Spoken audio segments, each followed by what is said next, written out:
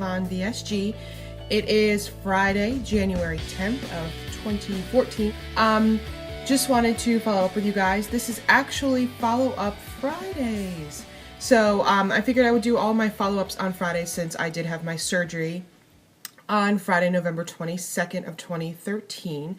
I said last week that I was 5 weeks and 3 days, but I called my mom because I didn't know if I'm supposed to go by Friday because of surgery day or if I'm supposed to go by the 22nd. I think I'm just going to go by Friday to Friday because that seems to be the easiest, and frankly math is just not my strong point. So today, like I said, is the 10th of January 2014, and I am actually 7 weeks out. I had my 1 month follow-up with my surgeon, and that's a whole nother big issue and story and chip on my shoulder. I need to actually give a call into the clinic because I'm struggling this week. Give you my stats. High weight was 335, surgery weight was 330.5, and today I'm 295. So it's kind of been a little bit of a struggle this week.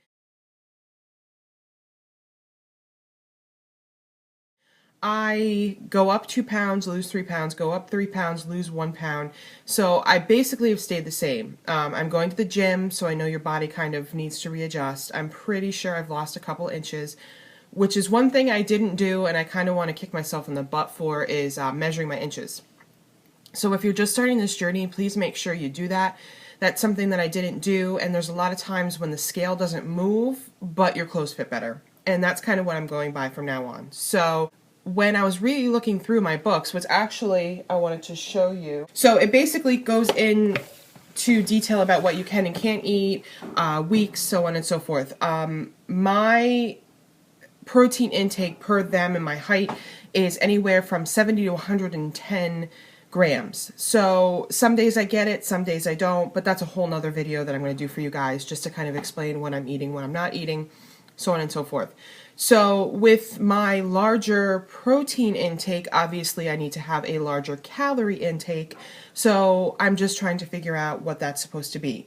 On a 600 to 800 calorie intake, you're supposed to have about 90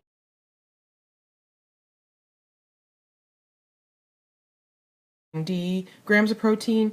So if I'm supposed to be anywhere from 70 to 110, I should probably be up to, I would say, like 900 to 1100 calories. Not to mention, any exercising you're doing is also going to remove your calorie intake as well. So if I'm at, say, 800 calories and I'm burning 350 calories, I'm like at 450, 500 calories for the day. Again, mental math, not my strong point. So I'm wondering if my body is just kind of going, hey, what's going on? You're exercising now, and I'm holding on to what I've got. So again, I'm not horribly upset that I haven't lost anything, but I'm a little disappointed, I'm not going to lie. But the good thing is I have not gained anything. So happy for that. Today, basically, what I wanted to talk to you guys about was day of surgery and recovery.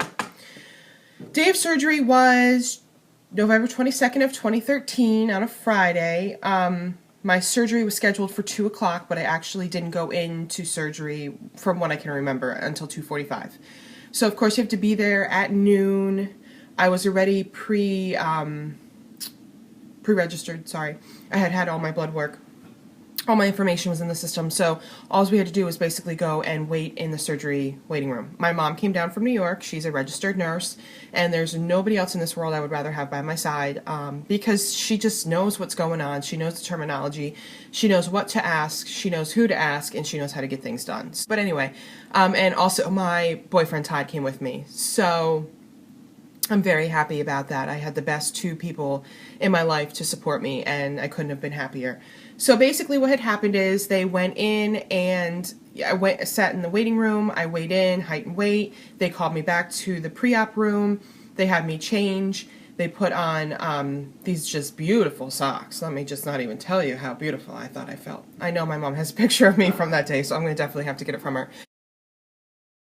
But they put on these ridiculous socks and then compression stockings over that. And wait, there's more. Then they put on the, I don't even know what they're technically called. I'm sure I could figure it out. But they strap them on, and they're for blood clots. So they basically pump air out and pump air in. So I had all of that on, and a gown. Thank goodness they had gowns for bigger people, taller people, bigger people, whatever you want to label it. But they did all my IVs. And the odd thing is, I guess because I was dehydrated, I am very, very, very pale, if you can't tell. And oh, look, I just had blood work done, so go figure, I do have a black and blue there. But I am very pale. And they actually put my IV, like, in here. So anytime I moved, I could feel it, and I wasn't too thrilled about that. But they came in about 6 bazillion times. They asked me my name, my birth date, what I was doing, having done. That is a common procedure, so if they're not doing that, I would question it, and just to verify everything. So after that, we basically just sat around. Todd and my mom came back in. They hung out with me for a little bit. We joked around. We tried to keep things light. And it wasn't too bad. Then the surgeon comes in and talks to you. The anesthesiologist comes in and talks to you. And then I had residents come in, which I don't mind. Then this woman comes over, and I'll never forget her. She was the nurse anesthesiologist, and she had on this sweet fanny pack. And I just laugh because fanny packs crack me up. But she walks over to me and she goes, "Yeah, I know. Go ahead, make fun of my fanny pack. I'm from the 80s. You might think it's dumb, but you're going to love what's inside." And let me tell you something. She was right. I definitely loved what was inside of that thing. She asked me how I was feeling. I said, I'm feeling a little anxious, but, nothing off the wall. She's like, okay, we'll fix that. She takes whatever it was out of her fanny pack and puts it in my IV, and before I knew it, I don't remember a dang thing. So the only thing I remember is giving my mom and Todd a kiss, and that was it. I don't remember going in the operating room. I don't remember leaving that area. I don't remember post-op. I don't remember anything. I really, really don't. So I get back into my room, I would say probably about 5:30ish, and my mom is not there, and Todd is not there, but they were like nowhere to be found. So the reason why was because they were told the surgery was going to take like an hour, hour and a half, but it only took 45 minutes. So Dr. Prashar came out to talk to them, and they weren't anywhere to be found. So he ended up catching up with them and just said that everything had gone really well. I had no hiatal hernias. I don't have a gallbladder that was taken out back in 2004. So there was nothing else that I really had to worry about. So everything went really well. I felt pretty good. I'm not going to lie. I didn't feel that horrible. I did have a lot of gas pain, and that hurt. But I mean, other than that, I felt pretty good. A little groggy, but that's normal for me with anesthesia. So I got up to my room. They got me all set up. Apparently, I swung my legs over because you need to go to the bathroom as soon as you can and walk around to get that gas out of your chest or out of your stomach. And I swung around, and they had my lines all confused and whatnot. So when I turned, I actually pulled the IV out of here. And of course, I blew the line, and it started bleeding. So long story short, they had to go in and put my IV. I think they ended up putting it like down in here. Because I was too dehydrated to put it in my hand. So once they did that, I was okay. I got up, went to the restroom with help, of course, and then I walked around the entire ward. Probably within 45 minutes of getting back to my room. And I felt super dizzy, I felt super tired, but I knew it was going to do nothing but help me. So I got up, walked around the entire ward, and after that, I just basically got up and down to go to the bathroom. Now, I will confess, I did go to the bathroom a few times by myself, because frankly, I was tired of pushing the button, because my IV pump kept going off, the alarm, I don't know why. I would get up and go to the bathroom by myself. I'd probably get in trouble for that, but it is what it is, and I'm still alive to talk about it. So, I ended up sleeping the entire night, on and off, because they come in and do your stats, and got up the next morning, and I was actually discharged by 11. So I was home and in bed by noon, and I would go to sleep, wake up, go to the bathroom, do 2 laps around the house, go back to sleep, wake up, go to the bathroom, do 2 laps around the house, go to sleep. So I basically slept all day, the rest of the day Friday, all day Saturday, until Sunday I did get up and, hang out and watch some TV. Within that time, what I ate, I didn't really eat anything because I was on clear liquids, but I had water, sipping very slowly, which is actually a lot harder than you realize. Taking very small sips. I also had the Popsicle brand Ice Pops, sugar-free. They helped me a lot, but what was a huge help to me, which actually one of my now good girlfriends that I'm friends with now on one of the forums, she told me sugar-free ice, Italian ice.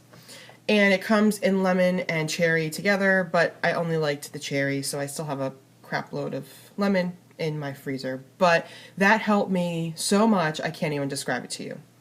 I'll do a little product review and kind of show you guys everything eventually so that you know what you're looking for. I also had Isopure in the glass bottles, aka Isopuke, because it's absolutely disgusting. Can't even describe it to you. I couldn't even get it down. I actually ended up returning them. A lot of things change too. Your taste buds change after surgery. I didn't think I would want anything pre-made, i.e. The Go Lean protein shakes from GNC or the high protein Ensures, any of those like pre-made shakes. I was never a big fan of them, but after surgery, that's all I wanted. And chocolate, that's it. I wanted them in chocolate. I didn't want any other flavor. And then I also did my Crystal Light iced tea to get my water in. Now one of my big things is water, which is supposed to be from the beginning, so I do have this little thing. It's about 24 ounces, and I try to drink at least 3 of them. A lot of times I only get 2.5 in, but then I also have my protein shake in the morning, and I might have some like coffee if I go out somewhere. So as long as you get your 64 ounces in a day, you're pretty good. Sunday when I was sitting watching TV, that was a little difficult because I had a lot of head hunger, which again we'll talk about in another video because I could just go on and on and on about head hunger. But I would see Whoppers and Big Macs and chicken nuggets and French fries and soda and so on and so forth, and that's all I wanted. But it wasn't me being hungry, it was fat Katrina wanting to eat. So, you know, there's a lot of head hunger issues that you'll deal with, and the first week is definitely mentally the hardest.